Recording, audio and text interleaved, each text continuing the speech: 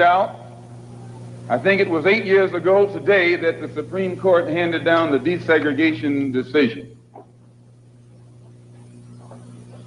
And despite the fact that 8 years have gone past, that decision hasn't been implemented yet.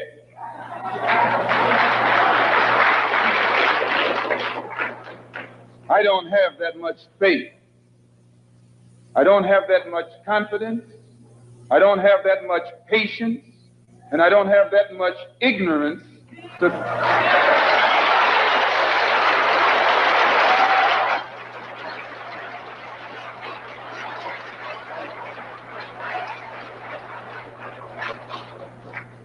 If the Supreme Court, which is the highest law-making body in the country, can pass a decision that can't get even 8% compliance with in 8 years because it's for black people, then my patience has run out.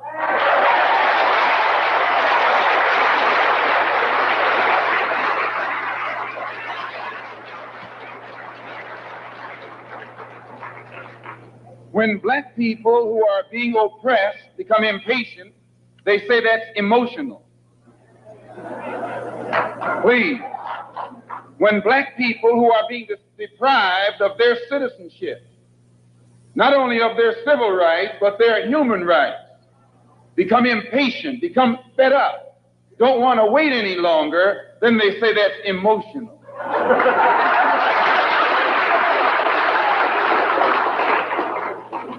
The Negro, so-called Negro leaders and organizations should be praised. They should be congratulated. They should be complimented. Because out of all of them combined, the white man has not yet found one who will play the role of Uncle Tom.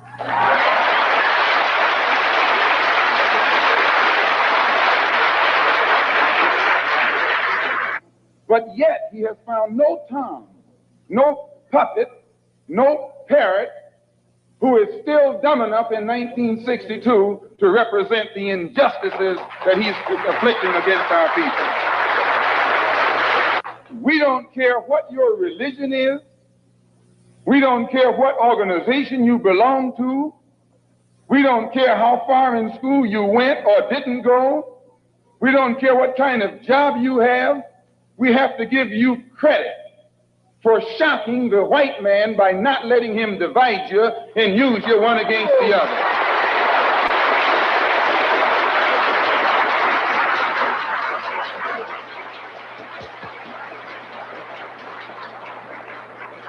In the past, the greatest weapon the white man has had has been his ability to divide and conquer. As Jackie Robinson pointed out beautifully on the television last night, 4/5 of the world isn't white. Isn't that what Jackie said?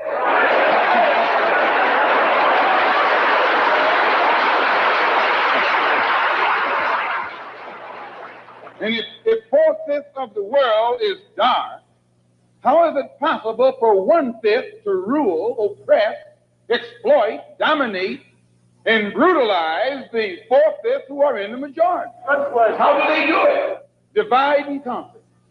If I take my hand and slap you, you don't even feel it. It might sting you because these digits are separated. But all I have to do to put you back in your place is bring those digits together.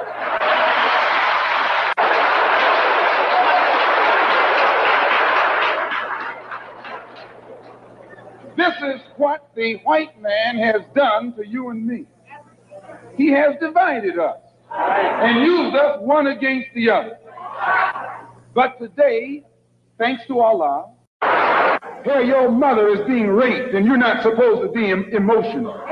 Your women, please, your women can't walk the street without some cracker putting his hands on her, and you're not supposed to be emotional.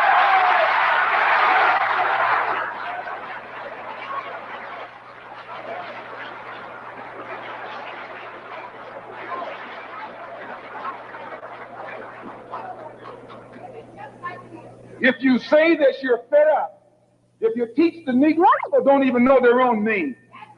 Why? Because he took it away from you. Please, please.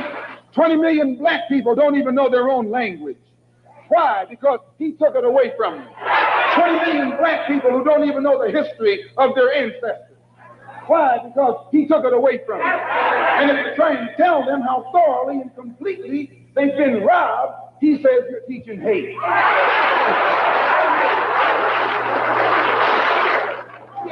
That's something to think about.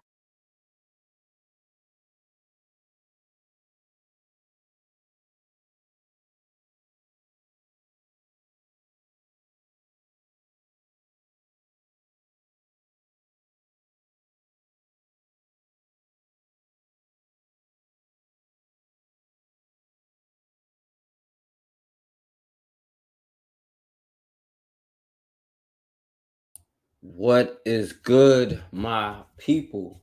We are live back again with another live broadcast on the forecast. Shouts out to everybody. You know what I'm saying? First of all, what's going on. I wanted to come on here and talk to y'all for a little bit. You know what I'm saying? Now I'm not gonna lie, I'm gonna stay in my lane. I don't know if may or may not want to listen. It's all good, you know what I'm saying? But just until then, I want to do this first though, because I want to go back to talking about Black history lessons too, and I'm not gonna lie, it's a tedious process. It takes a long time, especially going over like every single thing, you know what I'm saying? So it's just a tedious process, but but we still get into it. So and then we're gonna be back with the Black history lessons, and of course we're gonna be back Wednesday with Casidra at 8:30.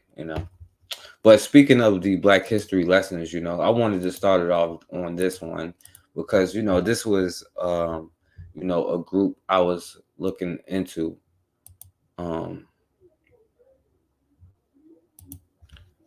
This was a group I was looking into, right? Doing the now I haven't seen this documentary or anything like that. And of course the way they present these people, these brothers, you know what I'm saying, it's not in its full light. Of course they're not gonna tell you the real details, right?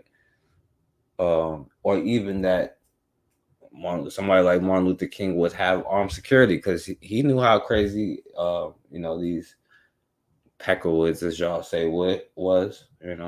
He wanted the invaders to communicate with other Black Power organizations and recruit them to become a part of the Poor People's Campaign. Dr. King wanted the invaders and the Black Egyptians and the warlords. He wanted to meet with them and understand them and then take the cream of the crop and put it into a training program, which was Yeah, now understand, back then it was a bunch of there are organizations today, but they aren't on the level or the mindset as they were back then, because a lot of these quote unquote gangs started from protecting the Black community. Of course we know everything becomes corrupt, especially if we don't protect it, and or if we try to give away who we are and what we do, because I don't know who we love. Yo, what's going on, Raw? So and I'm gonna play the story about these young brothers. Now, of course, I couldn't find any like good videos on them, but they was called the Memphis Invaders. This was another Black group, a self-defense group, like armed self-defense group, But even despite what they're about to say here, program, which was non-violent. This he saw as an opportunity to build a relationship with Black Power group in every major city: St. Louis, Chicago, Cleveland, Philadelphia, New York. They were all over. right? Because back then, Black people were about that life more so than now, and willing to fight for what they believed in. You know what I'm saying? And for the most part, this is a lot of the stuff that we lost. Now here they keep talking about nonviolent, But of course, you know, where I'm at is like the sanitation workers strike. And, during that process, that's when Martin Luther King got shot and killed. And he ended up dying. And after that, they continue with it. But what they don't tell you is these brothers, they keep talking about this nonviolent. Now, black people is like burning down, the city. At one point, he reached over and put his hand on my knee. That was when he explained to us just how important it was that we understood the pivotal role that we could play. And I could feel he was genuine.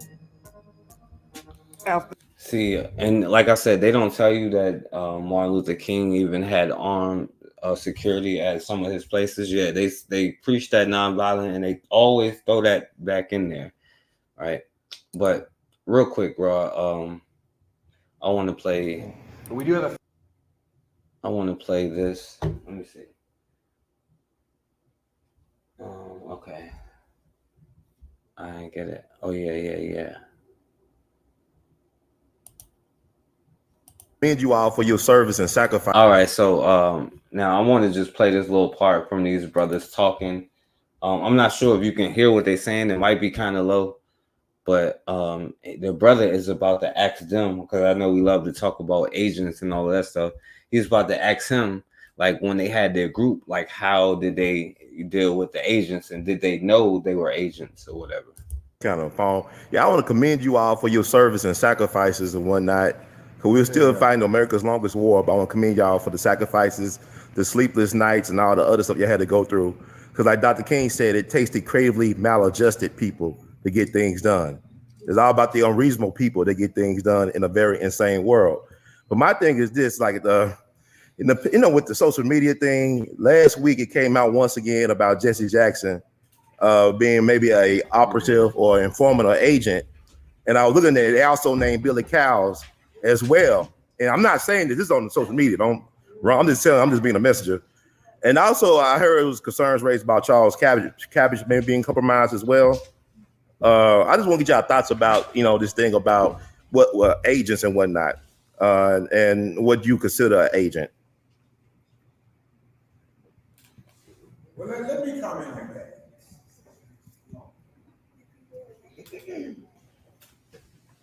One of our significant chronicles of the civil rights movement was said to be an agent, Ernest Wilkes Sr. And what Ernest Wilkes told the FBI was no more than what anybody could told the FBI. They are meeting. Where are they meeting? At Cleveland Temple at 6 o'clock. So what you have to understand is when people ask you questions and you who you are, they're who they are, you give them the essential answer to get them out the hell out of your face or to save your life. Right. So he's saying pretty much like, if you in a situation, somebody might squeal, but this is my thing, right? Like everybody know, like shit, they're surprised we aren't doing what we should be doing, right? It's nothing you can really infiltrate. What are they going to do? Contribute with their dollars or something? You know what I'm saying? Like if we was doing what we're supposed to do, like how could you be quote unquote infiltrated? You know what I'm saying? It's just the fact that we look at it a little bit crazy because what is it, producing your own food? How are they going to infiltrate that? Or they going to give me seeds or something? They might try to damage it, but then you have the right to self-defense. You know what I'm saying? But we get freaked out by this conversation. But to be honest with you, they can't stop us. It's just a scare tactic. Of course, they're going to always want to know what you're doing, and they're always going to study. They study us. We don't study them. They try to find out every single thing that we're doing, right? But we just get so terrified. Like it don't, like when you following the plan, what the hell are they going to do, And if they do try to do something, you have the ability to have self-defense. I can say for a fact, the only person that I know who was an agent was Morrell McCullough. We went to high school together. I ain't know what he. Yo, what's going on, Cassandra? Yeah, Cassandra, I wanted you to see this too. You know, I was talking about the invaders, the Memphis invaders. Now, they put it up there with Martin Luther King, but after Martin Luther King got shot, this was one of the armed resistance groups in Memphis that protected the people, especially during like the sanitation strikes. They don't tell you that you had all these brothers with armed security. And so now they asking this brother about agents, you know, how would he identify the agents and how they play a role. And I'm saying, right, what can they really do to stop us? If we was really serious and doing this stuff, like what are they gonna do? Like contribute to Rome in the bush? Like, yeah, like put it out there, you know. How are they really gonna stop us if we understood the assignment? Like we need food. We need shelter, we need protection. It's obvious. They looking at us like, how come they aren't doing X, Y, and Z? You know, they're confused at our docile nature. They're just waiting on at any moment for us to not be docile no more. But anyway. I'm sorry. I didn't know what he was doing. He came to me one day and said, Clarence, what are you doing down here? I was downtown. I was just downtown seeing what was going on and writing my little writing as I was doing in Ghetto. And I said, that's strange. Papa Morrell wants to know what am I doing downtown? What is this all about? 3 weeks later, I saw him again. And then when I saw him with John Deacon one day, I asked somebody, I said, why is he with you all? And they said he was the minister of information. What was the answer? He said he was the minister of information. He was like, this dude was a damn agent. Or something. And I went, he had a car. Yeah.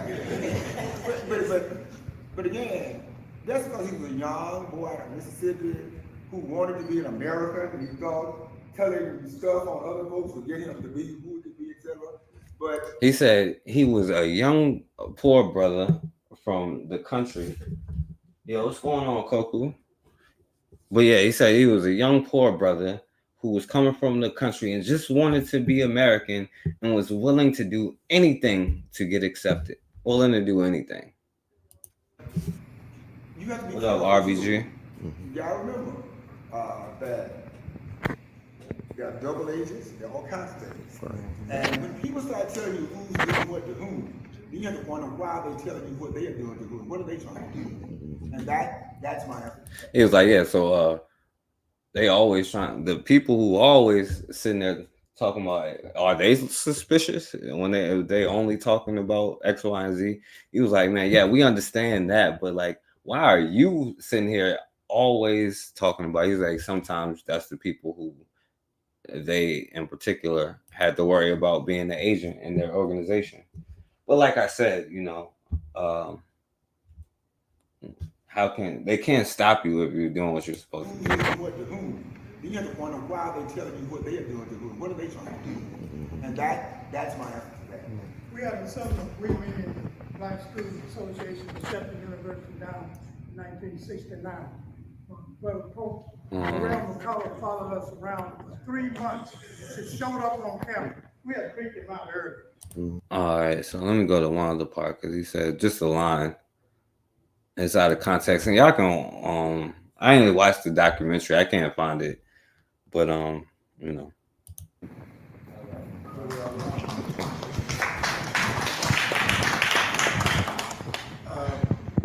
On the 19th of August, I turned 72 years short of 80 years, and I've been involved in the movement since 1968.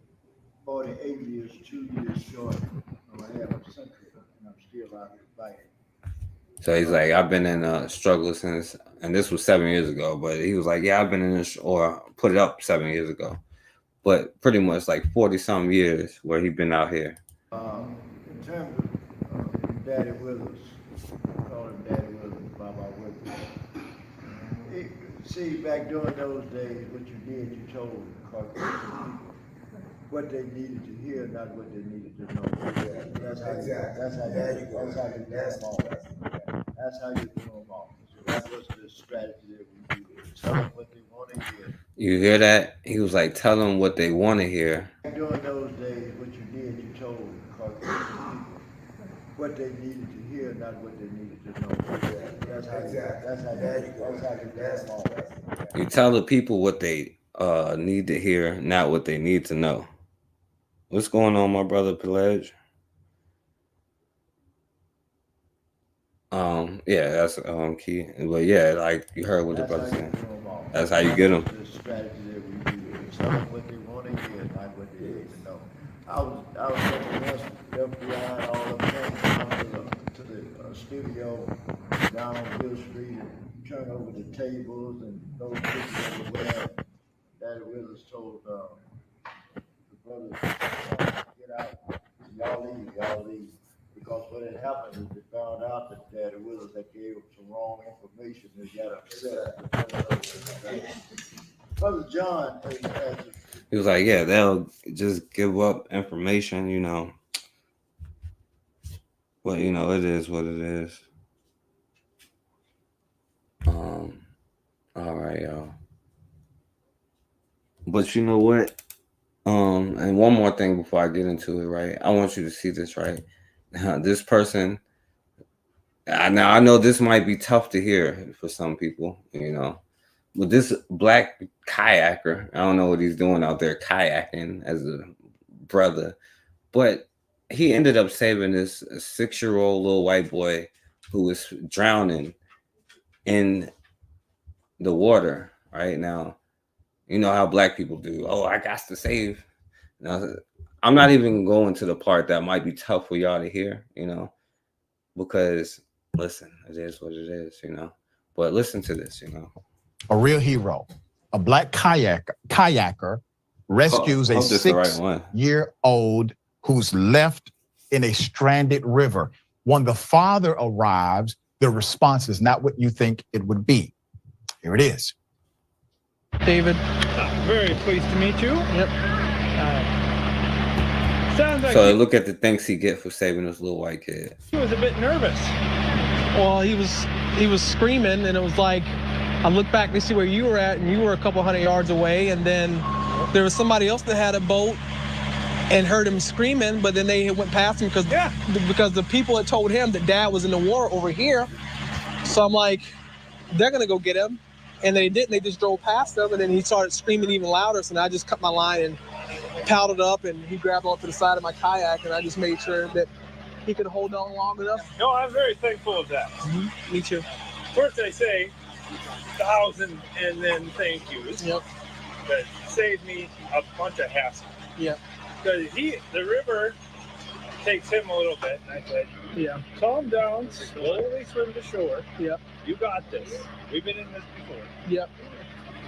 And I tried to get him with the boat, and of course the wind's picking up. Yep. So it just whoosh right across the river. Yep. So I had to try and walk it back. That is super slow. Yep. So thank you very much. Yep. I would chat longer, but I think I need it. Yep. Yeah, so this is drunk Viewers to become that was the chronic, drunk to say the least. Put up the initial picture full to drown. Trying to swim against the current. The child's arms and legs are wearing out, cannot keep afloat. Per the Atlanta Black Star, Florida kayaker and outdoorsman, TikToker David Jones is being held as a hero for rescuing a 6-year-old boy found stranded in the St. Louis River near Duluth, Minnesota. The child, wearing only a life jacket, was discovered crying, yelling for his father after he was swept away in the river's current. Many online have criticized the father's apparent indifference to the situation when he reunited with his son, which you just saw. The resurfaced video is actually a video from 2022. It has drawn more caring about somebody. He tells the child, you just hold on to the boat, and he starts talking to the child about this part was kind of funny. Basically, he tells the child, you just hold on to the boat, and he starts talking to the child about him being strong and about how he's a strong young man. And child says, I am. And he proceeds to continue to talk to get the child to stop panicking, to breathe. And he was able to make sure that child got from in the middle of that middle of that body of water, and to. Yo, that was funny to me, right? Because you know what the first thing that reminded me of? It reminded me of this scene right here, you know. You is kind, you is smart, you is important.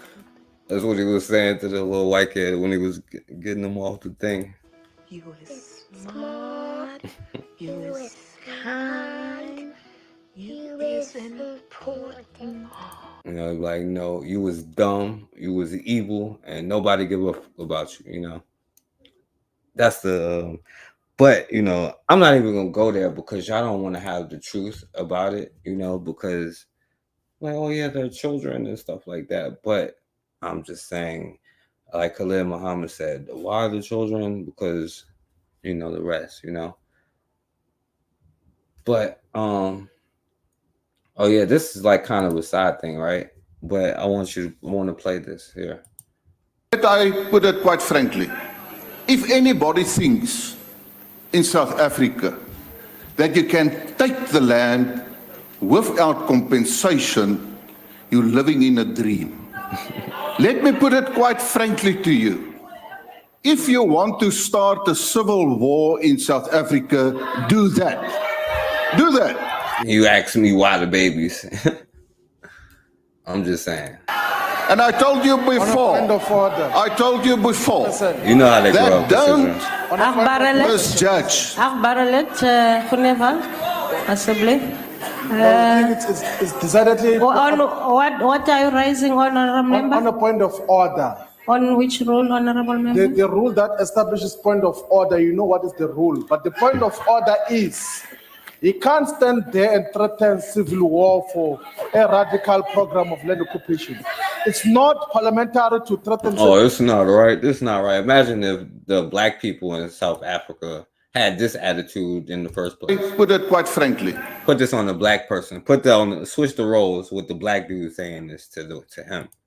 If anybody thinks in South Africa that you can take the land without compensation, you're living in a dream. Let me put it quite frankly to you. If you want to start a civil war in South Africa, do that. Do that.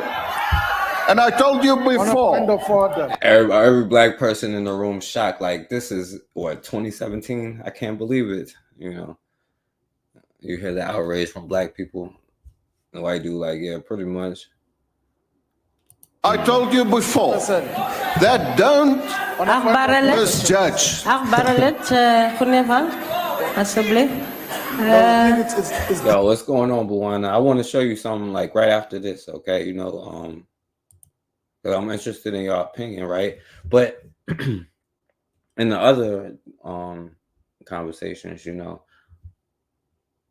I wanted to play this, right? Because I wanted to play something else after this and get y'all opinion on it. But as far as like black people, you know, who freaking lives matter anyway? You know what I'm saying? Everybody but ours, apparently. The immigrant community puts into our city, make sure that our I don't want to play schools this here, guy our video, teachers, etc. There's a real rich culture we have when we talk about the immigrant population in our city, in our country. Migrants and asylum seekers are not undocumented. They were legally paroled in the city by the Customs Border Patrol on the southern part of our border. And then the other thing? To be taken. My bad.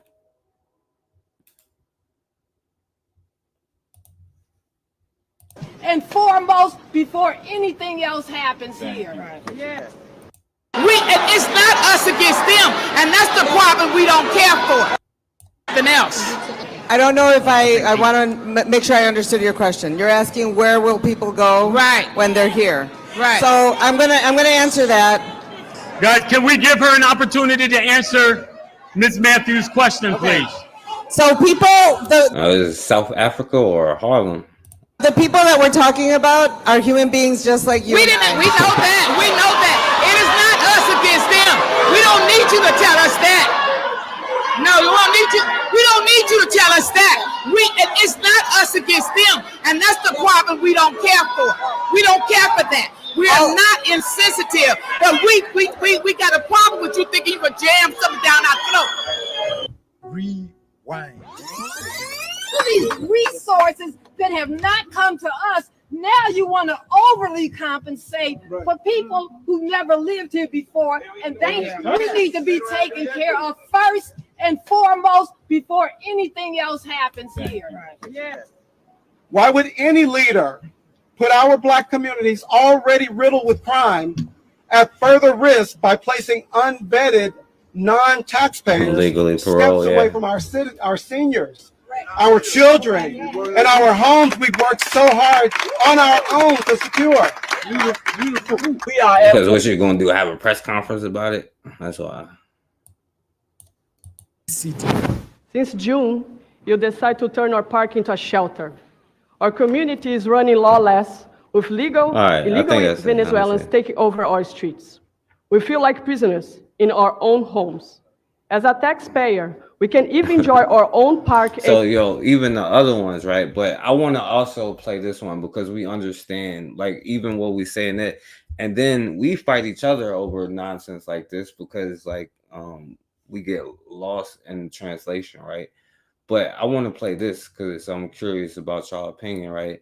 So these are like the African migrants who seek help in Harlem, according to the name of this video, right? Well, in a small, humble office in Harlem, a former asylum seeker is doing what she can to meet growing needs in the West African community. In our series, Migrants in America, Fox 5's Stephanie Bertini shares her story.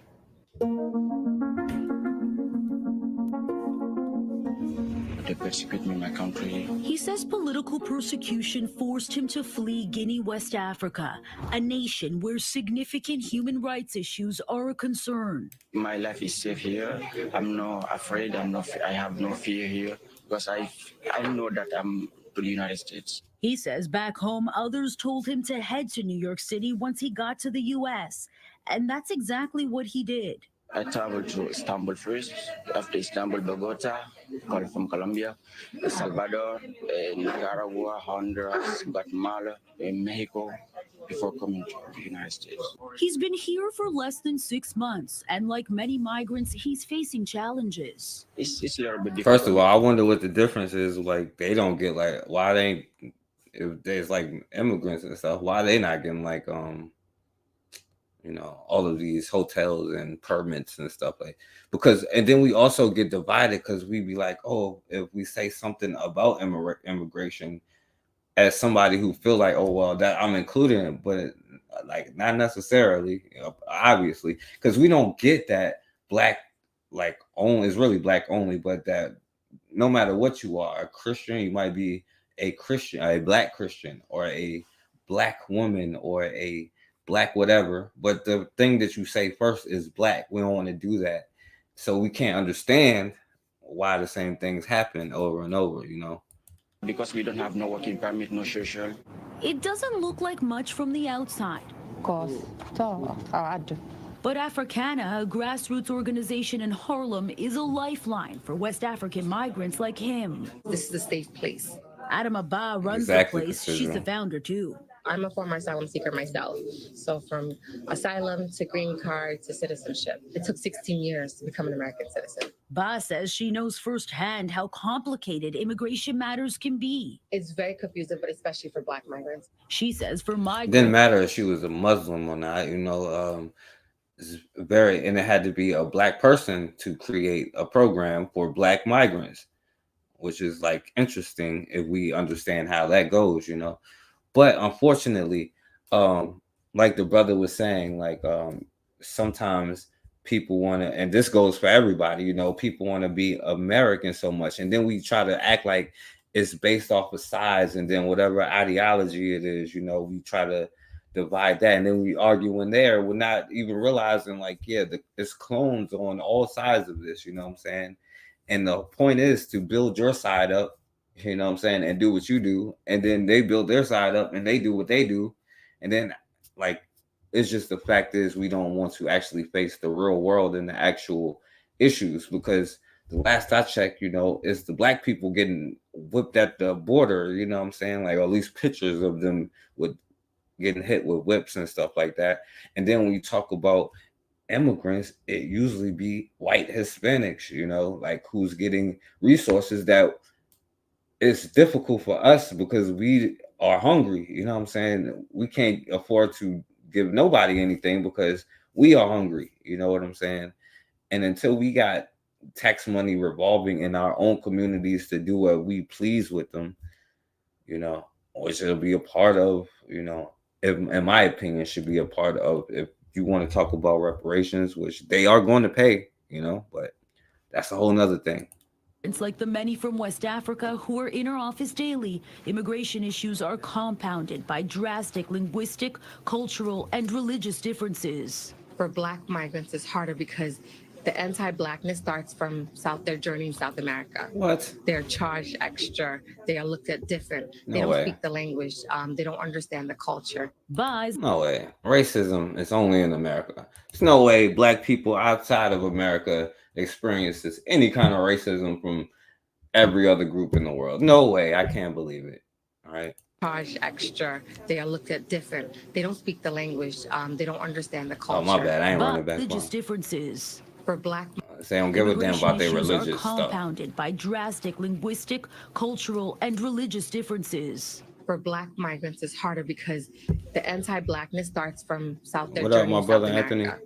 They're charged extra. They are looked at different. They don't speak the language. They don't understand the culture. Ba is an activist. She authored a book recounting some of her experience. She's worked with disenfranchised communities for years. Recently, responding to New York City's migrant crisis at the front lines, meeting asylum seekers as they arrive. And here at Africana, she is doing whatever she can to help them transition to a life in America. The first thing we do is ID for you. There is no one that's going to rent an apartment with you if you're walking around with just immigration papers. After filing asylum, migrants are eventually given work permits. The city has been housing many of them in more than 200 emergency shelters established during this migrant crisis. Newly rigid restrictions imposing limits on shelter stays are creating more hurdles, Ba says. There's no stable place for them. So how do they apply for asylum? How do they move out of the shelter system? How do they get their driver's license? How do they get this stuff? They're like, how do the Black ones get the same thing as the white ones get, or Hispanic? I'm sorry. To me, if you like not a Black person, you like white, you know. And according to their damn census, you know what I'm saying, that now is Black people there, but before 2015, there wasn't. But They can't even get their mail. I can't imagine how many letters are here. Now, a makeshift mailroom is growing in the back of the office. That's because Ba allows asylum seekers to use the address here to get their mail. Alhamdulillah. Alhamdulillah. Here at Africana, migrants also get help transitioning their children to school and with enrolling themselves in one important... as much as Black people fight for those Arab Muslims, I wonder if the Arabs is breaking them off some of their asylum money or whatever. Or if the Arabs helping them out, you know what I'm saying, when they come here.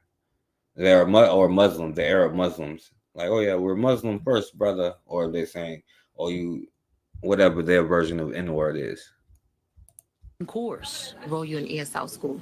The reason why we do that for Black migrants is because if they don't speak Spanish or English, they have a huge disadvantage. All the services are in Spanish or English. She's So no services in Swahili. If they don't speak Spanish or English, they have a huge disadvantage. All the services are in Spanish or English.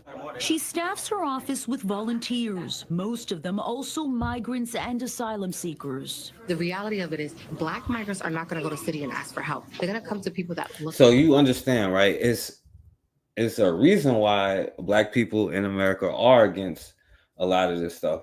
But on the other side, you also see that the immigrants aren't necessarily going to be Black.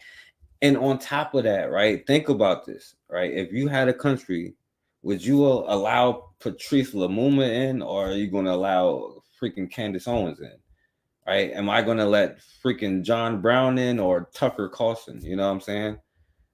I'm going to let neither one in. That's my answer.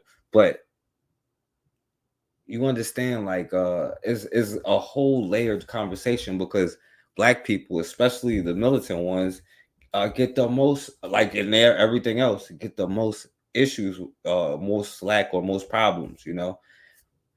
And then, yes, like this anti-blackness, we all understand is like propagandized around the world. We understand that, you know, and most often there are the non-black ones who's going to get the resource. Like you don't hear nothing about the Ukrainians getting all that money. You know, you don't hear nothing about that. You do hear about the shysters getting the money, but you definitely don't hear about how the black ones don't get it, you know. But, you know, it's a crazy thing. But by the way, yeah, thanks, Roy. Yeah. By the way, Anthony, I don't know if you heard of these brothers, the Memphis Invaders. I don't know if you heard of them. But anyway, you know, now I'm gonna go to another part, and I'm gonna drop the link in a second. You know, y'all might not like this part, so I'll probably go past it faster. So keep in mind what you want to say if you want to say anything about what I said so far, you know. But I want to play this because this is how y'all be sounding sometimes. Why you don't get no? You always giving up game. Why you don't get no game on Black Lives Matter? Because I don't get into that. All lives matter. I don't give you white, black, blue, purple, brown, tangerine. All lives matter. Y'all want a nigga to go out there head first, tell these motherfucking white people Black Lives Matter. But my motherfucking black life didn't matter to the nigga that tried to execute me, to the shot me in my motherfucking wrist, stomach, and my foot. The nigga that tried to have my mama singing It's So Hard to Say Goodbye. So is he saying Black lives don't matter? Is that what he's trying to say, or not? Because he just said all lives matter. So this whole story would be irrelevant if everybody's life mattered to him. But I guess we're not included in everybody. I'm not sure. My black life didn't matter to that. All the niggas I know been shot by. And what about my nieces and nephews who half black and half white? Only 50% of their lives matter. Kind of. See, we're gonna talk about that in a minute, you know. So what about his nieces who have, and I wish Matron was here for that part. So yeah, I guess half of them only matter, sure. My nieces and nephews who half black and half white. Only 50% of their lives matter. And I understand the whole Black Lives Movement. We've been oppressed. We've been done wrong. We do wrong to each other. We do. Oh yeah, we have been enslaved each other and hung each other and lynched each other and put each other in the projects and economically starved each other, and you know. Oh yeah, well, a Negro got hired to do it, so that Negro is worse than the whole corporation. Who the brother who was just telling you about how, you know, he was, I don't know if it played it, but he said a lot of black young men who are poor be out there just trying to make a living and will do a lot of things to make money. And one of the most hiring gigs is an informant. Well, they'll just give you some money to just say some damn information, right? Because I can tell you, and I'll tell you right now, if I say like, oh yeah, we need to destroy all of them tomorrow, you know what I'm saying? I won't get as much, it won't be worse than me saying like, yo, this is a way that we can cure the water problem so we won't have to pay for water from them no more. I'm gonna be the bigger threat if I said something about the water than about slaughtering them, you know what I'm saying? Not saying that either one isn't necessary. More than each other than anybody. Fans didn't let his comments slide. Yeah, so he mad, you know. We do wrong to each other. We do more than each other than anybody. Really? And that's how a lot of black people feel, though, you know what I'm saying? He's like, oh, and he said it with his chest, you know. No game on Black Lives Matter. Because I don't get into that. All lives matter. I don't get all lives matter, son. But anyway, yo, I wanted to play this. Y'all remember this? We was talking about this, and then this girl did a damn interview. But yeah, look at these. Do you like Donald Trump? Yeah, we love Donald Trump. You do? Yeah, I love Donald Trump. Yeah, apparently he think black people then kidnapped ourselves and did this whole thing against ourselves, you know. And maybe we did when you kept teaching them how to bathe themselves, because you still haven't learned nothing as a people. That's the president. Let me give you a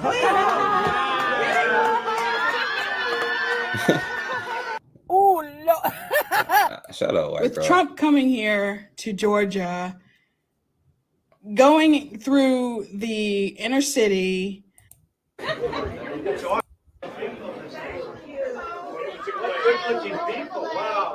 Maybe the next candidate will come to a watermelon patch and he'll definitely get the black vote. And it's funny because like all of them was saying how crazy Joe Biden was, but like giving black people chicken, and then this fool turned around and gave people chicken, and they saying, "Oh, this is a good thing." Like, I don't know. The next dude got it. If you come to a watermelon patch, maybe I'll vote for you next time.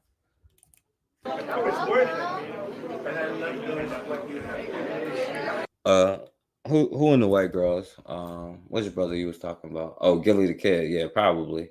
Because that's why he was talking about some well, what if I had, is they 50%? Do 50% matter? I mean, I guess, you know. And that's depending on how much the 50% is diminished, you know. Yeah, vote out of fear.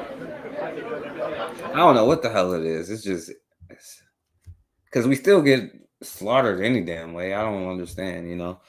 And these fools is like, what do you want? Do you want it with the knives in your back, or do you want them to just say it and do it in your face? I mean, I prefer neither. How about just get rid of all of them, you know? So can I have 30 milkshakes and also some chicken? I get 30 milkshakes and some chicken, and then they was like, "Yo, he didn't even actually pay for it. He left without paying for it." And also some chicken. I'm going to take care of the customers. Is business good? You making a lot of money? Everyone get rich, right? Oh, Lord. Understand it. Biden did nothing. Oh, Lord. I was going to tell my mamas I made it. Oh, Lord. And then she got offended because people got mad about it. Thank you, sweetheart. That's really nice. No, we did. We took care of the black colleges, universities. They're taken care of now, and she understands it. Now, she didn't do... I'm going to get to that in a second. I don't know if Bakari is listening because she damn sure threw the HBCUs under the bus. Just her, though. She threw the HBCUs under the bus. A lot of people don't understand it. Biden did nothing for them, and I did everything. I did everything. Tell them how y'all been suffering, y'all. How y'all hungry? That's really nice, huh? There's no housing. You know each other. You two know each other. You should. I'm sure all you Negroes know each other. Before. We take in $61 average. You know each other. You take in more than anybody with a small donation. $61 average. And that's never happened for a Republican before. We take in $61 average. And we take in a lot of money that way. Those poor white trash. I know we be like, oh, the poor peoples of the world. This is what the poor peoples, the redneck vote for. You know what I'm saying? They want to be. This is their country. They have quote unquote their privilege. If they want to be whatever, why are you trying to be a part of every goddamn body? Forget like they gotta go too, especially them. You know. And that to me is the most important money because those people vote. They're not in Monte Carlo. They're not on a yacht. They're voting. And we love them. And this group of people that we just met is unbelievable. Yes. Oh, wow. That young lady was unbelievable. Yeah, for people that might not have heard, you did historical things for black colleges. I did. Touch on that. I funded them long term. They were going on a year-to-year basis, and they were always being chiseled and cut. And I got to know the heads of the black colleges and universities, and they came in, they saw me. And after 3 years, I said, how come you keep coming back? They said, they make us come back every year. I said, nope, no longer. And I gave them long-term financing, long-term commitments from the government. They do a fantastic job. And nation of them. Okay. Why should the people of Atlanta vote for you? Because I've done more for the people of Atlanta than any other president by far. I've done more for the black community than any other president since Abraham Lincoln, maybe including Abraham Lincoln, frankly. But And you know, it's funny. It was a black woman that literally said, "Oh my God, oh Abraham Lincoln." She literally did what this black woman, this sister, was doing. No joke. If you look it up, when Abraham Lincoln came to Richmond, Virginia, they called him like Moses or something. You know, like all the spiritual names that they give. But it was a black woman. Just imagine this, 100 and some years ago. The same thing. That's what the sister did with Abraham Lincoln. Unfortunately, she didn't know what was up with the dude, you know. But, you know, this chick here, then, and because they try to make it seem, oh, yeah, this is black people supporting Trump. But, of course, they obviously set it up with the chick here. And this is the chick talking here, you know. 2024 is the fact that Biden knows he's in trouble with minority voters. And so it should come as no surprise that we saw Biden talking to Univision this week. And today he stopped by Al Sharpton's National Action Network. Watch. Together, we've kept our promises to make some of the most significant investments in the Black American community ever.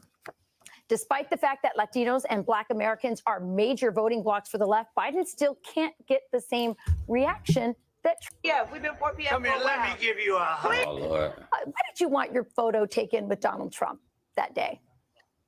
Well, above all else, he was our president, the leader of the free world. Sure. So I don't know who, as a person who respects high offices, wouldn't take the opportunity to take a picture with the president. No, it's funny. I wonder if she would ask her, would you take a picture with Obama? Or probably she would with Obama, but Joe Biden, she'll be like, no, of course not. But so, of course, I'm going to want my picture, but I supported Donald Trump last election. And I definitely feel like I'll probably be supporting him again this election. So with that being said, yes, I want my picture with the president. So, Michaela, you are part of an organization called Conserve Culture. I don't know what that is exactly. Maybe you want to tell us a little bit. Conserve the culture. Conserve the culture. Okay. I don't know if that means you're conservative or not. I'm curious what your circle of family and social circles, where are they at with Donald Trump, especially compared to where they were in the last election? Well, I come from a generationally Democratic family. So my parents are actually not Trump supporters, but they don't not support me because I support him. And that is something I can be very grateful for to have. Why you going out there cooning, girl? So, yeah. All right. Well, I also understand that there was a other young woman there with you that had her photo taken with Donald Trump, was there and part of that interaction, and she got some negative blowback. What happened? So unfortunately, the young Spelmanite who enjoyed, utilizing her opportunity to take a picture with the president has faced some severe cases of bullying ever since then. She's being ostracized. People was online calling her like a coon and all that stuff, From her community. People are claiming that she made a mockery of her institution. And, how dare she take a picture with a man like Trump? And it really speaks to college, especially in HBCU, is supposed to be a space where Black people can go and express themselves freely without feeling like they have to be a certain way to be accepted by their colleagues. Because that, unfortunately, is how we feel when we're in non-Black spaces and we feel the need to code switch. So It said so. Basically, she pretty much saying, oh, yeah, well, you Negroes is like the white folks, you know what I'm saying? And we should be able to have our coon opinions, you know what I'm saying, around y'all. But she was like, those in the HBCUs are against her. But be accepted by their colleagues, because that, unfortunately, is how we feel when we're in non-Black spaces and we feel the need to code switch. So going to an she done ran from one plantation to another. HBCU is supposed to be a time where you can go and express yourself freely, whether that be social commentary or political identity. So it's really, really sad to see how when some people who are studying policy decide to exercise their First Amendment right and express themselves and their individuality, they could be ostracized or demonized for something like that. Now, basically, this girl is saying she got paid to be in this place at a certain time because what he wanted to do was show like, oh, yeah, I go to chicken places in Georgia with the Negroes, and you always have a Negro somewhere, a man or a woman willing to, be like, all lives matter, you know what I'm saying? because it was black folks' fault. You know, that's just the mentality. And she didn't even come out as a Trump supporter. She was just somebody there trying to obtain more information, just trying to see. So she's like, she got a code switch with you Negroes now because I can't be the coon I want to be and comfortably around you Negroes. Y'all tripping. Candidates had to offer. Yeah. Because clearly the last candidate only said, if you don't vote for me, then you ain't black, without delivering any tangible. So now the action item for us as voters would be to go to each candidate and ask them, well, what tangibles are you planning to deliver if we put you in office? And now, okay, that's one thing. But the problem is she went up like, oh, Lord, Jesus, this is the best day of my life. I got to call my mama. And she didn't say nothing about a tangible, you know what I'm saying? She's on the news. Can I give you a hug? Please. What is up with black people demanding hugs from these fools? Like, what in the world? Donald Trump took a second to speak to each and every student and ask them, what matters to you? How can I earn your vote? And we need to see more of that in our community. All right. Well, it'll be interesting to ask her. Damn, she said something else. I don't want to play this whole thing. But she said something. To conserve the culture. Michaela, I've been... So, of course, But she went one of these things. She tried to go in on black people. Excitement of everything. I wasn't able to really relay my message, but the general consensus or social media would have you thinking that if President Trump were to show up, all right, and she hugged him and got a picture. That's the tangible. I have a picture with Donald Trump. She can tell her grandkids about that. And it's funny because, like I said, they did the same thing. If it was cameras, you would have a picture with a black woman, you know, hugging Abraham Lincoln, even though he said, we all know what he said. To the HBCU campuses or walk around the ABC community, that like some angry mob would form or a riot would ensue and that he would not be welcomed. And clearly the sentiment in that room the other day was the complete opposite. He was very welcome. People were excited to see him. People showed up in support of him. And people, of course, were from all four institutions within the AUC, the local HBCU community in Atlanta. And they all showed up in support of him. So it's actually kind of crazy to see people. Right, yo, I'm glad you said that free thinking nonsense, because how is it free thinking when they literally have to say a script? That's how you can guess their viewpoints and the things that they're going to say, because it's not free thinking. It's literally a script. If somebody uses the term the left, you can pretty much guess 95% of their viewpoints on everything. You know what I'm saying? Which would be the white male Christian viewpoint. Whatever they say goes. So any black person you hear talking about the left, you know what I'm saying? Or any Negro talking about the right, you know, because that would be as a part of one thing. So it's not free thinking, you know. What they tell themselves that is a talking point, you know. In an uproar when all four institutions were legitimately represented and all four institutions and how free it is. Get on there and talk about the shysters and see how free it is. Were represented by said students who wanted to support President Trump. You know, Michaela, and I really appreciate that we were able to not only let him. It's offensive. That in itself is the opinion or a person. Because I really appreciate. I know they're trying to make us think we're supposed to hate you, but we don't. And additionally, it was a learning experience for my students because they were able to see and experience. Because, like I said, aren't smart enough to make their own decisions. That's so right. much so that they would only show. It's offensive. That in itself is the most disturbing part of it. Would only show support for Trump because he bought chicken sandwiches and milkshakes. It's offensive. That in itself is the most disturbing part of it all, especially when you think about the fact that it was mainly urban media outlets that were a lot of funding to HBCUs. One of the highlights of my childhood was my HBCU tour to figure out what college I wanted to go to. But tell me about the former president and his policies. What is it about him that is gravitating these young people toward the president? And a lot of people, traditionally Republicans don't do well in Black America. but a lot of young Black Americans like the former president. What is it? Now that's a bunch of like BS. It's just more Black people is like the hell with the Democrats, you know. And there are some people, you know, like the brother was saying in the beginning, like the ones who always talking about Asian, everything that they say at. Like generally some of them brothers, like you can hear them like, oh yeah, well the Republicans want, like they literally have like anti-you everything, you know what I'm saying? Everything they say is anti-you, you know, like that woke nonsense, like they don't even know the definition of it, but all of that is just like we're against teaching about Martin Luther King, you know, but a lot of us will still sit there and act like, oh well, you know.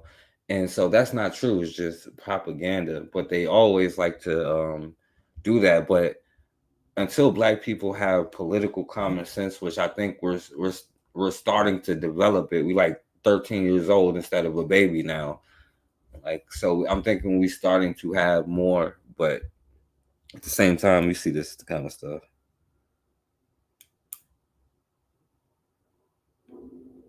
Nah, I don't know about that, bro. Because in the 90s, like Trump would like, especially after he said the stuff about the Central Park dudes, and he had hella lawsuits about like certain rappers and people in certain positions, you know, may have like promoted him or whatever. But like the dude was all like, even when you go back and listen to the crime bill, which is something that Black Republicans say, you know, they'd be like, Joe Biden did the crime bill. Go back and look at what Trump said about it. He said, oh, Joe Biden ain't go far enough. You know, I need to look it up so I can play it. But he was like, yeah, he didn't go far enough with it. You know, he said he's soft on crime like he do now, you know.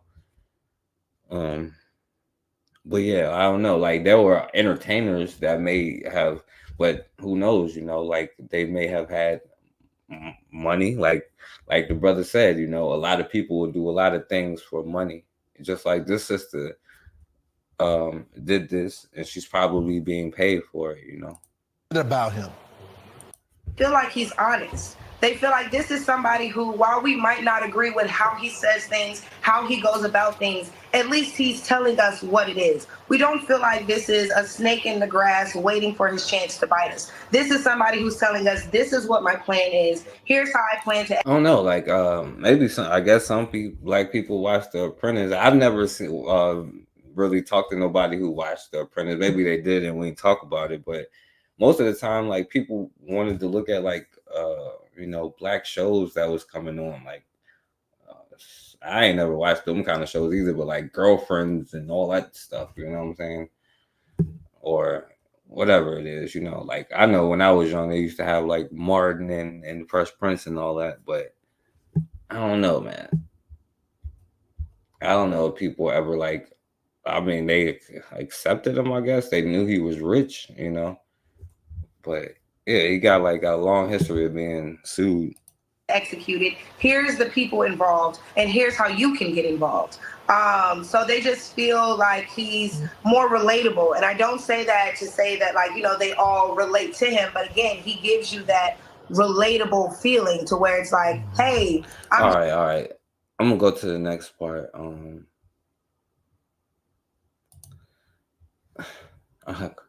Yo, y'all, cause y'all remember,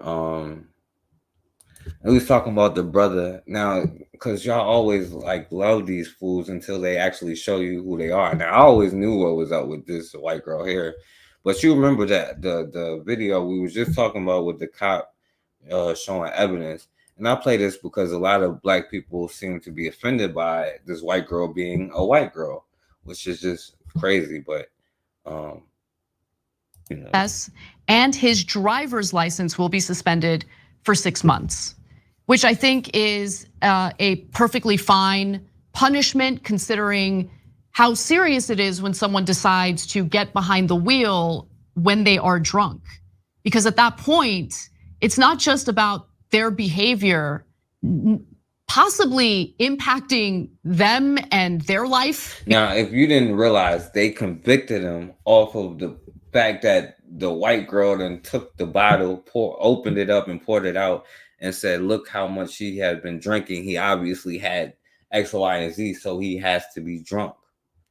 you know, and then of course she was hitting them with the "I smell weed," even though there was no weed, you know, and they hit me with that all the time and try to be like, "Oh, well, I'll bring the dog in if you don't let me search you," but they do these kind of things so that they can search you, you know. And this is the mentality of, you know, the most dangerous species. I know that so many people still accept them. I haven't been talking about them, and then they've been accepted even more, you know. Like, even have to argue with black dudes that a white girl is not the best basketball player. Like, ain't that something? A white girl is the best basketball player. But anyway. Because they could very easily crash, cause an accident. But obviously it's an incredibly selfish decision because there are other people on the road. And I personally have lost someone that I've known to a drunk driver. So drunk driving is a serious thing. And to provide cover for anyone who's drunk driving. And it's crazy because white bitches are responsible for more deaths than drunk driving, you know, which is a fact. It's really a fact. And I'm not even trying to say nothing about drunk driving, but that's how dangerous white bitches are. They cause more deaths in America. Like, if you add up the tally in history, it's like they got it by far. Or to minimize the severity of that issue in order to engage in what I've been seeing online about this man and about this case, I think is just unacceptable, right? I feel like the drunk driving really took a back seat, and the seriousness of drunk driving took a back seat in this story because the focus was on the race of the police officer who pulled him over because she was a white woman, and the race of Riley, a black man. Not about the white bitch sitting there lying on video, like literally on video. Now, I used to be like, well, maybe she is a shyster. I was like, yo, the shysters would be on video and deny it. But now, obviously, they're doing the same thing. And she's saying, when Considera was ridiculous the other day when we was like, oh, this white bitch is lying, right? But God forbid that we talk about white bitches lying because that's what they do, you know? And I think that when you see everything through the lens of race, sometimes it can blind you to what the facts are. And what the facts are in this case is that a man made a decision to get drunk, get behind the wheel of a vehicle, and drive erratically in early morning hours. And I did not see a moment in that body cam footage, and I watched it from beginning to end, showing the officers disrespect him or in any way violate his rights. But that is not the narrative that you're gonna hear from one half of the political spectrum. Now, on camera, she was like, oh, well, they didn't violate his rights, but just because I say so, that's not the narrative. It's literally on camera. We literally watched the white bitch open the thing up and pour it out and put it in the car and say, look at this bottle. And they charged him because of that, right? Literally, there was no weed or none of that, right? But she's talking about narratives. What the? And she was the ones that was invited to the cookout, which irritates. This is why I play these white bitches that I know y'all don't do it, but a lot of y'all friends have invited white bitches like this one to the cookout and then surprised. Trump that is just absolutely convinced that they planted evidence in this man's vehicle. I know that people get real fired up about these stories and they want to jump on it immediately. Try to avoid doing that. Wait until you have access to the full body cam footage and don't rely on highly edited videos that other people put out there as they narrate to you what they believe happened. And one final thing I'll say about this. This is one of the viral cases that's now being used to make an argument that police officers should no longer be allowed to do traffic stops. I think that would be a disastrous policy. I think that would be a terrible idea. In Los Angeles, where the city council is in fact, unfortunately considering this, we're currently dealing with things like street takeovers. We're dealing with hit and run incidents where pedestrians are getting hit by cars, by drivers who then flee the scene. The idea that we don't need police officers to do traffic stops is absolutely ridiculous. And in place of police officers, they want these unarmed ambassadors to do the traffic stops, completely ignoring the fact that we live in a country that is swimming with guns. We've got a ton of guns. We have a ton of people who have guns in their vehicles. The idea that we're gonna have like unarmed, community ambassadors do traffic stops, to me is a ridiculous idea. If we have issues with policing, if we want to provide better training and reforms, we should focus on that. But the idea of doing away with policing overall is just not something that I can get behind. And I certainly will not get behind the idea of using a case like this that was misreported wildly as an excuse for pursuing those types of policies. Yeah, so again, and of course this will hear. But yeah, she was like, oh yeah, you misreported and all that stuff. Just because, you know, this white bitch says so. Yeah, the truth is not in them.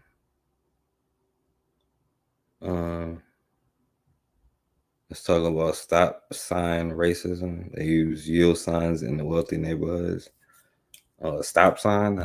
I mean, there's only one stop sign they will listen to, you know, in my opinion. But now I want to talk about something real quick, and y'all let me know if y'all want to say something before I get off of here. But this next part, I know that some of y'all might disagree with me, you know, and it might sound kind of harsh, you know. Okay, no. Okay, so that I think perhaps some people in the Black Lives Matter movement support, but also this. Absolutely, and thank you for having me. I want us to understand the history of policing in this country, and so who don't run yield signs? And the thing is, who's gonna give them a ticket? Are you gonna give them a? That's the question. Who's going to enforce it? Anything that you say you can do, the thing is enforcing it, because you're running the yield sign. You're afraid to, because somebody's going to stop you and give you a ticket, and if you try to run, they're going to shoot and kill you. So you can put up a sign, but how are you going to enforce it? You feel me? Twitter doesn't allow you to give a whole history of policing policing in this country, but in a few sentences, we can just confirm that there is no historian that I've ever come in contact with who disputes the fact that policing in this country hails from slave catching. And so when we say that policing is, you know, the new millennial slave catching, we're not saying that we don't want public safety. We're saying we want real public safety where community is really centered, where Black safety is centered. And we know that when Black people are safe, we also create safety for everyone else. Dr. West. Oh, yeah, we create safety for everyone else. But, you know, this chick here, you know, this woman here, I'm not sure if she is mixed or not, you know, that's neither here nor there, but here she is like defending this dude Shaun King, because, you know, we got a problem where all lives matter and the poor people's stuff, and, you know, all it takes is somebody giving you paying you, I guess, you know. What I'm saying is there's a lot of controversy around Shaun, and he just became Muslim as well, by the way. Eid Mubarak, I sent him a note and his wife a note. What is that relationship like? And is he someone that we can trust based on your opinion, based on your take? So, mashallah, I'm so excited to welcome them into the Muslim family. It's a beautiful thing. It's a beautiful thing. Right? People keep saying he's a scammer, or like, I never even, do you know any Black people who use the word grifter before? I don't know. Only on Twitter. Only on Twitter. Right. So I'm going, where'd that word even come from? I ain't never heard the word grifter, right? Never heard of the word. So they say that, but I don't Well, see he any said receipts scam, of that, not right? grifting. Like, so they say he stole money from families. But then the very same families they say he stole money from say, no, he didn't. So unless somebody can show me receipts, I'm going to say this. The receipts I do have is anytime I ask Shaun for something, he never says no. Oh, there we go. So if I say, Shaun, can you come on this little Facebook Live to talk about the people's budget with me?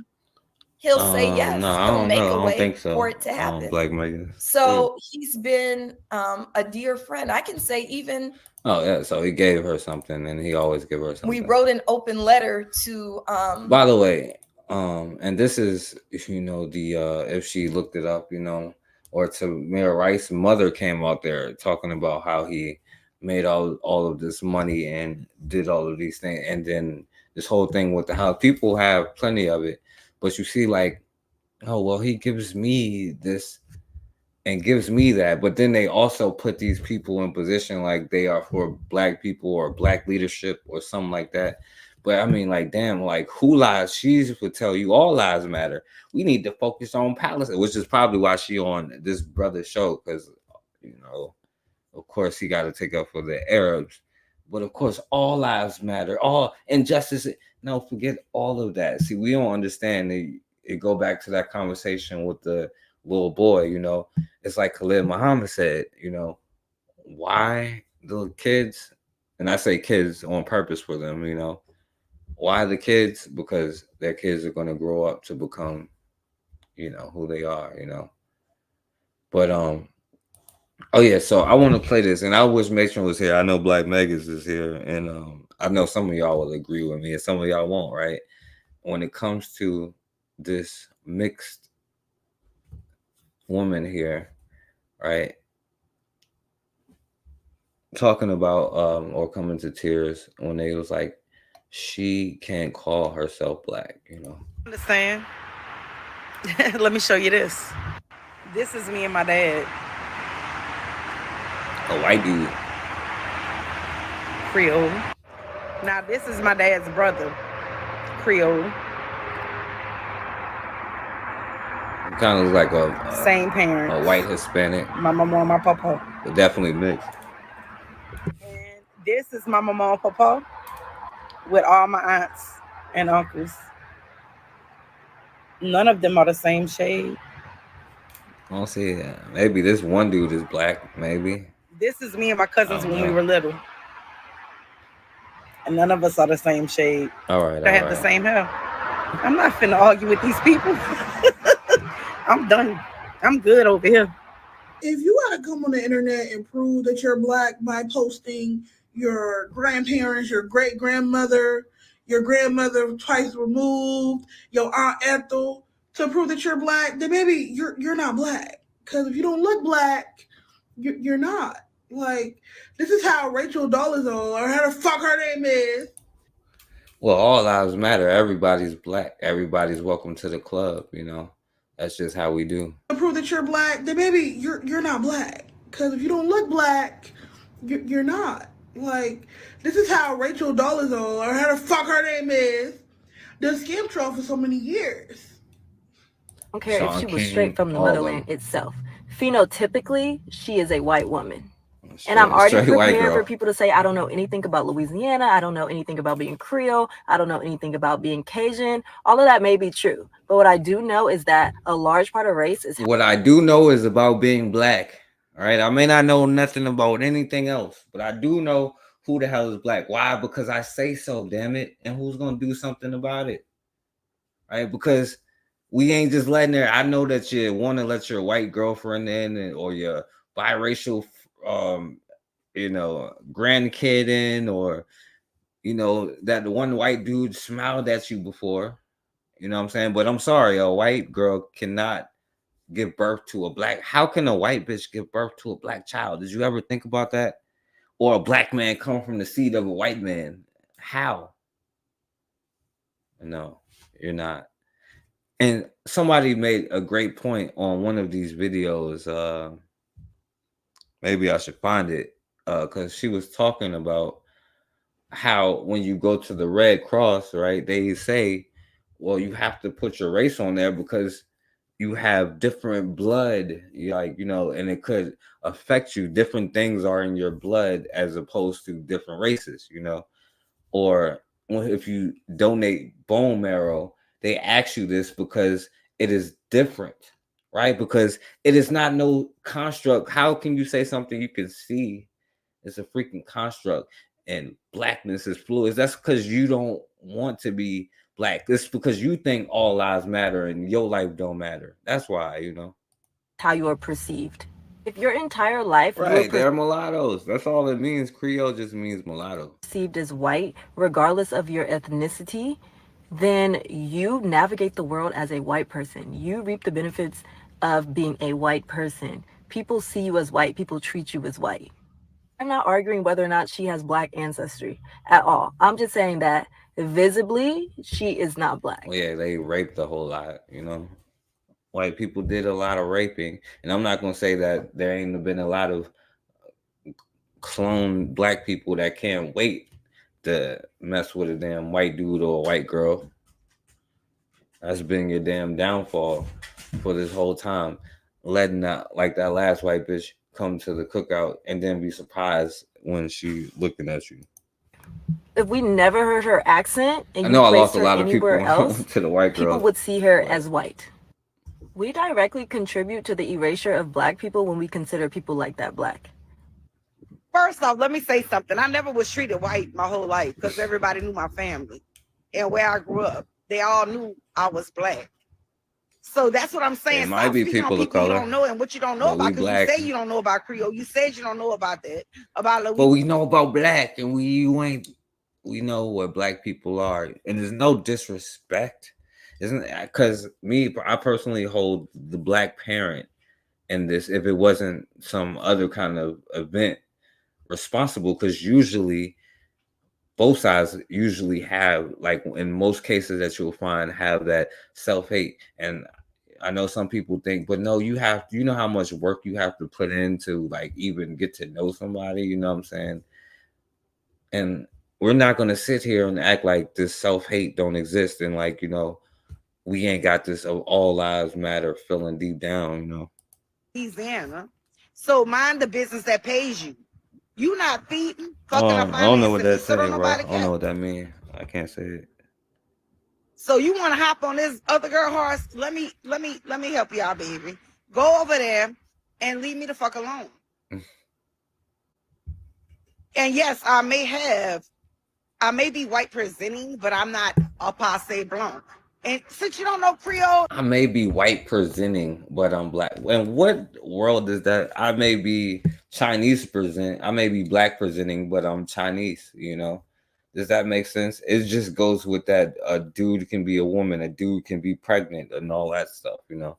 Does that make sense? I am black passing, but I'm actually Chinese. No, I'm not. I don't have no Denisovan blood in me. I don't have no Denisovan DNA, you know? But anyway. Oh, let me explain to you. Passe blanc means pass for white. I don't pass. I never did, baby. Check yourself, honey. Don't check me. Yeah. So as a black. I want to thank y'all, not just y'all, but all of my supporters. That's why I'm in tears, because as much as people can hate on me. You see the strife that parent that you make cause in this state, you know, it's the black, it's the black parent fault. Of course they want to take your DNA, you know, if you're not, you know, raped or something, you know, like you should feel guilty about this, because this is the life that you live in, where this child isn't accepted on either side. This half Neanderthal, half human isn't accepted on either side, you know. And now, don't get me wrong, black people will be like, we'll fight to call a white person black, you know. And we'll definitely bring John Brown in. But you know, hey, look, I blame the parents, you know. They got a lot of people out there that really love me, that really fuck with me. I was here trying to make a video of my lunch today. She's pretty white. I don't even know if I can finish making it because I'm sick to my stomach. I don't even want to eat. Dr. Jared Balls. I'm tired of getting the fucking attacks and having to defend myself. Poor people's and see, this is why, this is the thing that y'all don't realize, how a lot of this all lives matter coon energy stems from. If you ask certain questions, it'll be like, oh yeah, well, my white baby mama, oh, there we go. Or, you know, my mom, it was mixed and did this or something. Or my brother's daughter is mixed or something. Or I like a white girl, you know. It's always something. Me myself have mixture in me, but I want to identify as black, you know. It's a common thing. But then that's why they bring in, the problem is they dilute it and bring in that all lives matter nonsense, you know, or poor peoples of the world. It's not like how Angela Davis was sitting there talking about, oh yeah, well, the black leader have a responsibility to everybody, right? That it doesn't matter that everybody tell you go to hell. As a black leader, you got a responsibility to everybody, you know? And it generally happens, you know, it's just crazy. Most live in the 7th ward of the city. Okay, that's the name of the place. I got you. Surrounded by mulattoes in Shreveport. Them honky girls been crazing black meat since the 80s and 90s. Yeah, for a very long time. That's probably how we got in this situation. I'm tired. I never said I was 100% black. I told y'all what I was mixed with. I'm multi-ethnic, and stop saying I'm biracial. I am not biracial. Mulatto. Both of my parents are a la Black Creoles. They're not. I don't have a white parent and a black. The hell is a la Black Creole? Her parents were mixed. Both of her parents are mixed. She probably comes from a lineage of mixed people. And let's be real, there was this thing where they are like I brought up, like it was like the Brown Club or Brown Society or something, and a bunch of different organizations where they was like, well, we're mulattoes and we're separating ourselves. We're not gonna mix with them. That's how they even got this whole, well, we're different, or I'm not saying like that's how they think that they are a mixed thing, and then they try to go into like mixedness, but we're also different from you because they are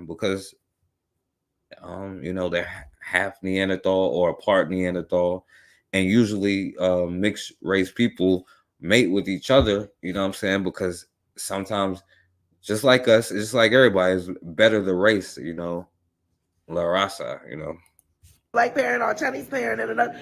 I'm not biracial. I'm multi-ethnic. I was raised to be black. I was raised as a black woman. So I don't care what y'all say. It don't matter. I know who I am. I don't care what you Negroes say. Y'all can't come on here and tell me.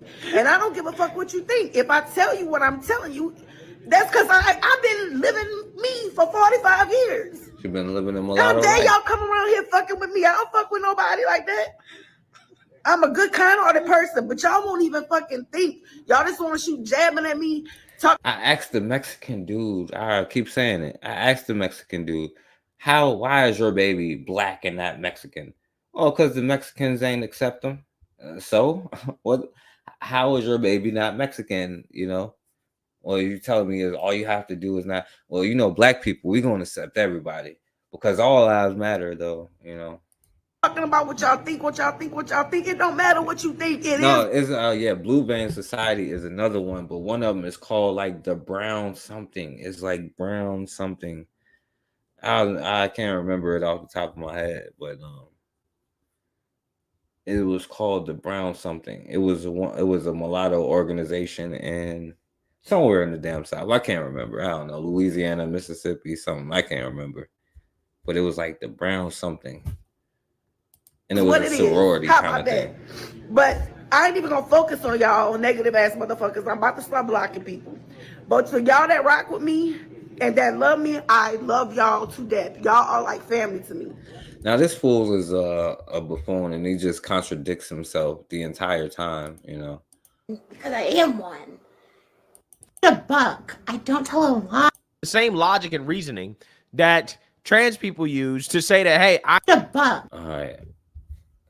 See, they always bring this trans stuff in, but now this dude is a freaking idiot because he also does this with people on the left, quote unquote, where he tries to say like Shaun King, for example, is a white boy trying to be black, but now he all of a sudden doesn't see race, you know. But it's irritating to me when black people be like, oh, well, race is a social construct. That's because you want to be accepted. No, it's not. You can clearly see the freaking difference between Kelly Clarkson and Kelly Rowland. I'm not going to be, if we don't know the terms of black, white, race, I will still see the difference. And the problem comes in because when you take medicine, you kind of need different stuff. You know, you have different bone mass. That's why we always have so much, even if they loved us and tried to treat us whatever, if they treated us the same as them in the hospitals, it would still cause us to be sick.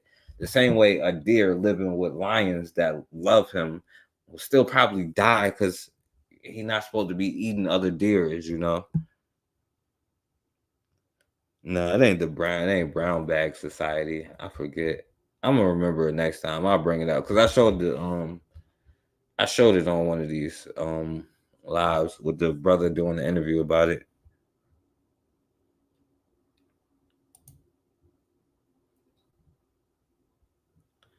But speaking of that, because this is another mulatto sister, right? And it was funny to me because, I said mulatto sister, but another mulatto. I know some of y'all like her, that girl Sage Still, but this is her thoughts on y'all girl Candace Owens. On take anybody that you'll invite him over, and it's like, okay, take anybody else. Like, well, here's an African American gay military black whatever. Okay, so here, and there is that. Of course, you got Rob Smith. We just had him on, right? Okay, good. Totally. You here's a great. It's very hard to be an African American woman conservative because nobody wants to give limelight. Hello, Candace Owens, the most viral face on social. I think it's but with Candace came what? Complete vitriol from the black community. And that's okay. It is okay, but my point is, like, I can only speak, I guess. This is a mulatto chick here. And I was gonna play a long time ago. She was on there with the dude Jason Whitlock talking about, I ain't black, I'm mulatto, But here she is giving her, and that's okay. But look who she has her smoke for. Didn't I want you to see what the dude says and see if she has any smoke for her? It is okay, but my point is, like, I can only speak, I guess, from my own experience, and of course, being a public figure and watching it come down. It's a completely different ball game out there if you are right-leaning. Now, has it changed as far as there being more conservative voices out there? Absolutely, but I know from my experience what has happened by the difference between when I was just silent about everything, maybe in 15, 16 time frame up till then. So when I started to speak out a little bit, and then I would say one thing about something random and they'd assume I'm a conservative, and therefore evil, conservative equals evil, and the social media realm, especially back then. And the stuff that came with that, the threats that came with that, the sellout, the coon, all of the things that I was called in particular by people with my skin color. So what do you mean, mulatto skin color? All right. Because now she's black. You see how they go in and out of it, you know what I'm saying? How they try to play both sides to play up to that audience. Because people don't talk about the other side. They might see the one that's always trying to be hella down, right? Like the brother came on here. I could say N-word because I hang around N-words, Well, I can't say I hang around. I've been around mulattoes, so I can say mulatto then. How about that? But now all of a sudden, she is black. Also kind of like how Kamala Harris was black a few weeks ago, And with that, the sellout, the coon, all of the things that I was called in particular by people with my skin color. So I've lived that and the difference. And again, I know that if I had gone on that podcast with Jay Cutler, 2-3 years ago and said, sorry about my white mom, I love you, but I'm that one drop rule, I'm black. Or if I had condemned the anti-vaxxers, like I was saying things that don't go along with the left. I was saying the opposite things. And I know I would have been celebrated if I had had the other opinion. I mean, you should see, and it's not, again, it's standard talking points with these fools. So if you say the left, now we know most of the stuff that she thinks, It's not about me. I can only speak on this based on my experience. And when I compare also to my peers and how they're completely celebrated for having different opinions, the attacks, the threats, people literally threatening to rape my daughters because they're, and again, it's nothing to do with my kids, but because I have more conservative viewpoints. I'm just saying it's a thing.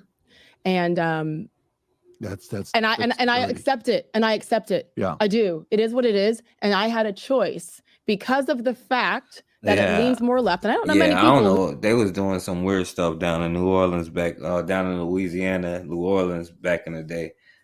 I don't know what the hell they was doing with all them octoroom balls and quadroom stuff.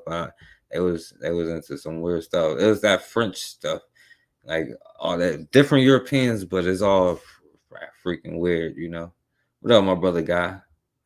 Yeah, that's why you never trust him. And look, I get it. Some of you love the white people in your families, and I have mulatto people in my family, but they not black. They freaking mulatto. My cousin should have messed with a black girl, but no, you mess with a trailer park white girl. You know what I'm saying? What do you want me to do? They're not black, you know. Who would argue against that? Then it's safer, it's smarter business-wise to just stay quiet. If you don't agree, You're just right, shut up. for sure. 100%. Right. But if I'm saying the other thing on social media, you are out there and you're celebrated. We're saying so- the same thing. The only difference is, Sage, you're likable. What? You're likable. Who the hell likes You're this girl? likable. So, but to use that as an excuse, like when you're saying, how hard it is for the left, Candace Owens is the most viral person out there. But she's not working for like an ESPN or one of these places, No, right? but that's not the point, though. The point is, it is a lot. Is Candace likable? Is Candace, when we spend that night with Candace off camera? She might not like Candace Owens, despite their similar views. Candace Owens might got too much melanin for her. She might not have enough of a white parent. That's not the point, though. The point is, it is a lot. Is Candace likable? Is Candace, when we spend that night with Candace off camera, walked away loving her. Oh, she's the at the high. Yeah, that's the offspring of the raped ancestors. Yeah, and then I don't know if you're talking about the mulatto ball thing, but yeah, like because that developed into some weird stuff. Because they raped their own daughters. You know what I'm saying? And is one story. They used to do shows or like talk about it back like during slavery, like a couple that escaped where it was the daughter of a slave owner. Obviously, she was a mulatto who was in love with a black man who was a slave. And then they got on a train and she dressed up like a white boy. And he was the slave until they got to freedom or something like that. But, and she was escaping because her own father used to. This is the kind of mentality that is inside of that Neanderthal DNA, that they may have a portion of. I'm not sure. Highest level. Yep. Both of you. But you're different. We are completely different human beings. But that's the point, though. But so you both Negroes to me, they're completely different. She's a regular Negro, even though she's a clone to us. To her, she's a mulatto. I guess I'm putting words in her mouth, but it is what it is. Both of you. But you're different. We are completely different human beings. But that's the point, though. But you know what it was? With Candace, you know what I saw? With Candace, I saw a childlike, curious person that wants to question everything. She a child. So that free mind is just a childlike personality. She's just got a childlike mind. That's what that free mind stuff is. It's just a childlike mind. I saw a childlike, curious person that wants to question everything. That can be like, I have a kid like that, right? Now, obviously, he's a kid. I think he's an Arab, too. I'm not sure. Y'all know better than me. I know he ain't black. I do know. I know black. I'm not an Arab. I don't know Arab history. Grown woman with 3 kids, 35 years old, established, successful. But I liked the curious poking. What about this? Why this? That's not fair. How about this? What about this? Do you think about this? And then she's laughing, and then you see this personality, that creative side. With you, I sat there. I'm like, I'm sitting in between Sade and I'm sitting in between MC Light, and I'm, wow. But I'm not. He said, wow. So he's sitting in between. I'm not sure if y'all can judge that. I'm not sure what his race is or not. I'm pretty sure it was, but it's like he's sitting in between Sade and MC Light. She's like, wow. Now we heard all the smoke and the stuff that she had for black people. Surely she got smoke for this fool. I'm talking about from it's like this one's like talking about that, and this one's like, cherish the day, and at the same time, but we got it the smooth operator. But still, I want to listen to both. Yeah. I want to listen to both. And I respect her. And again, it was so different. She wants a fight. She goes and picks fights. And we need people like that. We do, to me, and that she can have that. Yeah. And she's mastered that, right? I honestly, this might sound cheesy. I don't know. I'm an Army brat. I grew up. Isn't like MC Light a mixed chick too? I guess she's MC Light. I'm an What you army got to say, brat, MC you Light? know, I grew Y'all hold up, on for 1 second. I'm gonna let it just play. really super shy, number one. Like this whole world I've entered into all these years ago is insane. My parents watched me on TV for all these years and laughed. They're like, who are you and what have you done with my child? I was afraid to talk. And now it's like, please stop talking. Please stop talking. I am proud. Like I lead with kindness. I remember every year at ESPN, every holiday season, I exchange cookies with the janitors and the security guards, and the Jewish one in particular, because I like the arugula. Arugula? Adam, Jewish. What's the cookie? The amazing is like Tashin or the Rugla. the arugula. There you go. The arugula. There you go. Adam, Adam. like, but my point is not try to sound. No, I just feel like kindness is everything, and I want to. All right, I missed it, but I ain't gonna run it back. I think they said something About, crazy else too. especially yes, sports, but I haven't sat down one time and watched any of that programming because I realized, holy crap, there's a whole new world out there. But I think you. Candace picked hers, and there's multiple enemies, and she's going. All right. So we're gonna leave the mulattoes alone right now. All right. So if any of y'all want to say anything, let me know right now, right? Because I'm gonna just show something. I'm gonna try to show something positive, and I'm gonna be honest with you. It's slim pickings for something positive, and had to show something and pick anything, because there's not a lot of stuff of us doing some positive things right now. But y'all let me know now if you want me to put the link in. If not, then I'm gonna be out of here after that. But yeah, man, that's enough for the mulatto conversation, and it's okay because I grew up around mulattoes. Right? I've known mulattoes before, so it's okay. I can say that. All right, so now, like I said, this ain't but so good, but at least the black man here stood his ground with the police, I guess. So this is the best I could do for something positive, y'all. So I'm sorry. That's what I thought. You need to talk. You want the link, my brother? I'm gonna just put it in there and see who wanna come on.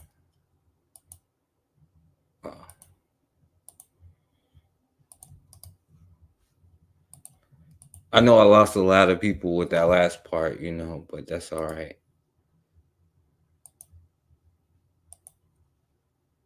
Y'all can still talk about the other parts that you want to talk about too. So let's try to do something.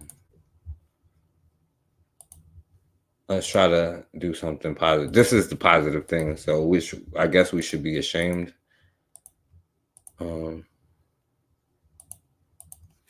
For what, officer? I'm gonna tell you. What law am I breaking? I've been looking for you for a long time.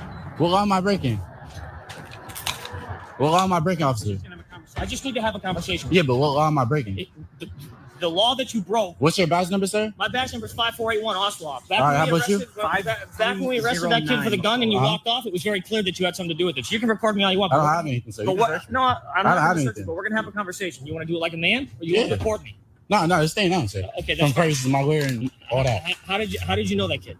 I didn't know. You know, it snitched on you. All right. Well, he can always take his badge off and clock out if you want to talk like man straight up. I don't know what he's talking about. I was in the park You know chilling. what he's talking about? You don't want to get locked up again? Sir, I have no clue what you're talking about. No, If there's anything, tell him. Do you want to talk to the man now? I don't want to talk. Well, you don't have a It's my choice. constitutional right. I do not have to speak to you, sir. Okay, so you're choosing to tell me that you had nothing to do. I had nothing to do with anything, with sir. that I do not gun know what you're arrest talking about. in the comment. No, sir. I was chilling in the So park. you're- That's a so public park. I just want to make it.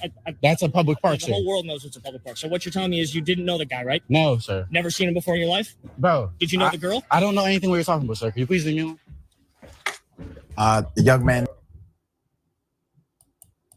You don't have to answer questions, but you and I are having a. Okay, sir. I You don't were come out standing- anymore. I have a job, sir. No, I know you do, but you're not allowed to leave. You can say whatever you want. You don't have to answer questions, but you and I are having a conversation. Okay, sir. Okay. My hope is that. What's your reasonable doubt for our conversation? You're making up words. It's called reasonable suspicion to believe All that right, you're what is it? involved in a crime, a firearm arrest here. in Wasn't the someone Boston already Common. This idiot. All right. Well, thank you for giving me the right term. What the hell is it? So that means you know it. But I will say this, I guess for this brother, you shut your mouth. I don't know nothing, and they try to. And I would encourage you to try to while you're in that, like teach like your young loved ones and these interactions, because that's what the police always do. You know, they always be like, oh, well, you know, it's okay, just tell me this, or they'll tell you a lie. They can tell you anything they want, you know. So I guess the main point of this, to make something positive out of it, is to teach your children how to be safe when they're interacting, especially if you got people like just learning how to drive, because we can't always be there to protect them, you know. And that's the thing that we don't ever realize. We may feel like, oh, well, I can do this and I can do this, but you may not always be around for the people that you love. And we don't want it to come to that, you know, we really don't. Because I know if it's like my family, then I'm definitely on some suicide, because it's not a martyr, because we're not there yet. So the difference between a martyr and a suicide mission. And right now it's a suicide mission, but, you know, it is what it is. Several months ago. Someone's already charged you, correct? Now I'm questioning you about. I have nothing to do with it. So I just want to make this very clear on body camera and on yours, that what you're telling me is you didn't know that guy. Bro, I don't know what you're talking about right now. Okay, so I don't want to talk. That's fine. Talk to my lawyer, please. I just want to make it very clear. Talk to my lawyer, please. I don't answer questions. So what you're telling me is you don't want to claim any ownership of your friendship with him. I do not answer questions. You had nothing to do with the I gun. do not answer questions, sir. You had nothing to do with the gun? I don't answer questions. Okay. Talk to my lawyer. Look out for a call from your PO. All right, bet. Am I free to go? Yeah. All right, thank you, sir. I'm not kidding. Yep. Put up the picture. You know, these the cops here, but you know, that's the lesson from that, you know. But at the end of the day, it doesn't matter, because everybody lives matter but our own, you know. Hopefully one day we will not be that way and not throw each other away or throw each other under the bus or think that we have any friends in the world, because we do not. We are all we got at the end of the day. And the solution is simple, right? We don't have to worry about somebody infiltrating to stop it if we was doing the right thing, because we would be building like the communities. What they gonna do, like help us get funding for like the material or something? We would be feeding ourselves. And if somebody came to take it, we will be learning self-defense and defending ourselves. We would be getting clean water, the obvious things that we know that we need to control our own situation, our own nation or whatever. Who can infiltrate that if we know what we're supposed to be doing? Right? I know we got this thing because we like, oh, we're going to have this meeting and they're going to learn that we're going to strike them at noon at, you know what I'm saying, July 19th, you know what I'm saying? We're going to go in at 4 p.m. East Coast time and slaughter all of them. Other than that, like, there's nothing they can do to stop you, you know, like, let's be real, you know. And sometimes, I don't know, we just got to learn that, man, we just got to stop being bitches at the end of the day, for real, you know. And to say that it's okay that we matter and only us matter. How about that? You know what I'm saying? If I see a little white kid drowning, okay, yeah, or I might be a bad dude or whatever, but it's not really my problem, you know. It is what it is. And unfortunately, until you have or we have that mindset, like, we're probably going to lose, you know, because that's the mindset everybody has, you know. But I know, I guess that's a little bit too far, but whose lives matter? Black kids and black kids only, to me. So I'm gonna let this brother have the last words, y'all. I'll say it for y'all since y'all don't want to say anything. Since the so-called Negro community has shocked the white man by resisting all efforts to divide us, I think that you and I should continue to shock him by staying and working together in unity. Despite religious, political, economic, or educational or social differences, let us remember that we are not brutalized because we're Baptists. We're not brutalized because we're Methodists. We're not brutalized because we're Muslims. We're not brutalized because we're Catholics. We're brutalized because we are black people in America. Here you All facts, you know. And we don't understand that. We think we could be everything first. Everything matters. Christians matter, and you know, Americans matter. No, none of that matters but us. But as all, hey, by the way, shouts out to my brother Black Maggots in the building. You got ripped off. Appreciate you, my brother, all day.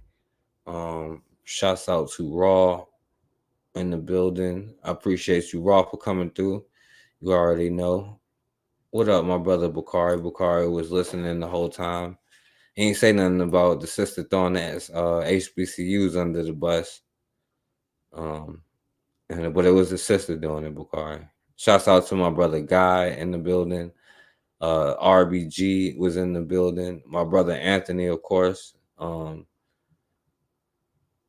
I'm surprised Anthony ain't come up here. He might be busy though. Shouts out to Rome in the Bush, Casidra. We're gonna be back Wednesday at 8:30 for the conversation. You want me to play that? You want me to play that? They ain't gonna want to hear. They don't want to hear that. There's too much cussing in it. But I can play it if you want me to, my brother. If you just say the word, you know, and I'll play that. I'll let that be the last words. Shouts out to I said, oh yeah, Pelage was in the building. Shouts out to my brother Pelage. Shouts out to Koku in the building. Bitter Medicine podcast. You know, he had the Shoot the Breeze last night on there. Shouts out to Bawana. Shouts out to my brother Pelage. Shouts out to Erica Howard all day.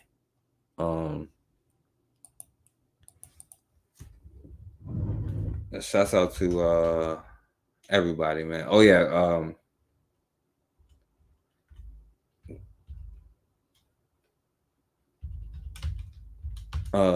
let me see. Oh yeah, shouts out to Matron, who's gonna be back tomorrow with her reading. Let me see. Let me know, my brother. Do you want me to play it or not? Because if not, I'm gonna be out of here. That's it. Play it. All right, Ross said play it.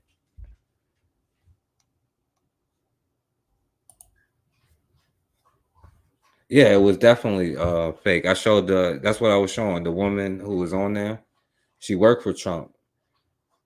That's what I'm saying. She was trying to throw the HBCUs under the bus because she was, that's what I was saying. Like she was paid to do that, you know. That's why I was showing the brother with the informants earlier, you know, because they said that's the easiest job to get is to be paid, and she just threw the HBCUs under the bus, you know. But all right, they say play it. So shouts out to all of y'all. Y'all subscribe to Matron. She's gonna be back tomorrow. Y'all come back Wednesday at 8:30 with me and Casidra. We're gonna be back. And shouts out y'all. Bakari had the elder brother Pabena on there earlier. So all right, y'all. This is the last words, y'all.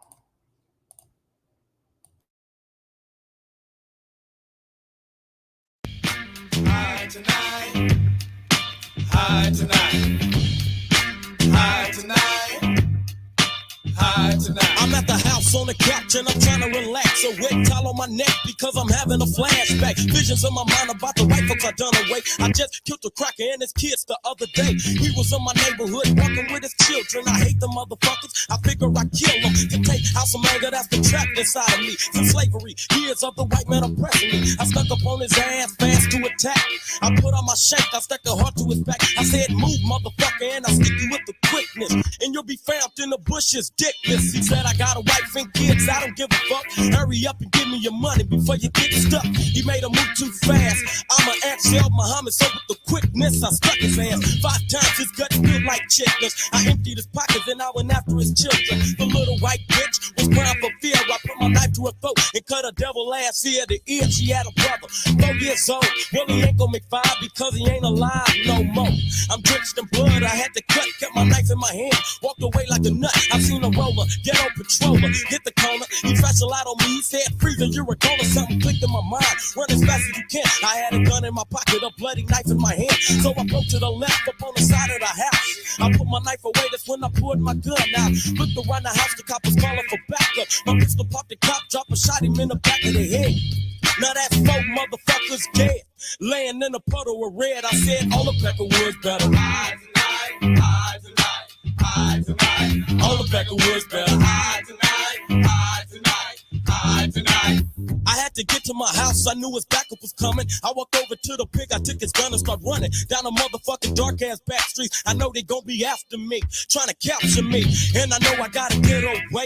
If I don't, they gonna lock me up in CYA. So I'm thinking of a plan. I don't wanna be in the pen for killing a policeman and some motherfucking white folks. I seen a white bitch coming out of the house, I grabbed her ass by the throat. Said we going back in your house, and if you open up your mouth, I'll blow your goddamn brains out. We got into a house, she said, are you gonna kill me? Is this a stick up? Do you want my money? I pulled out my gun, the hoe said please. I shot her in the chest and took a goddamn car keys. Walked outside, jumped in a Trans Am, wondering if the police know who I am. I'm halfway to the house, I seen a motherfucking cop. Now he's behind me, telling me to stop. I thought to myself, I should've shot her in the head. She lived long enough to call the goddamn feds. Now I'm in the high speed car chase, so race, I better pick up the motherfucking pace. Cause if I get snatched, if I let them catch me, they slam me on my back and they'll kick me in my face, G. But I'm not taking that bullshit.